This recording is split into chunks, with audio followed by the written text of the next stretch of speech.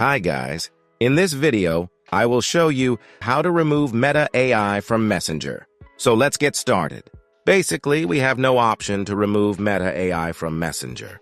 There's only one way to remove Meta AI from Messenger, which is to download the old version of Messenger. So first, long press on your Messenger application and then uninstall it. Next, open your web browser. And here in the search bar, search for Messenger Old Version. Next, open this first website.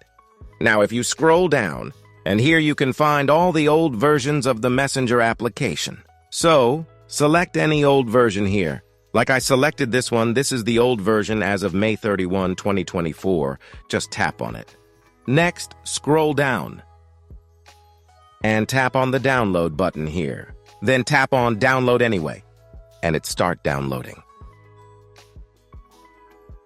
So you need to download and install it.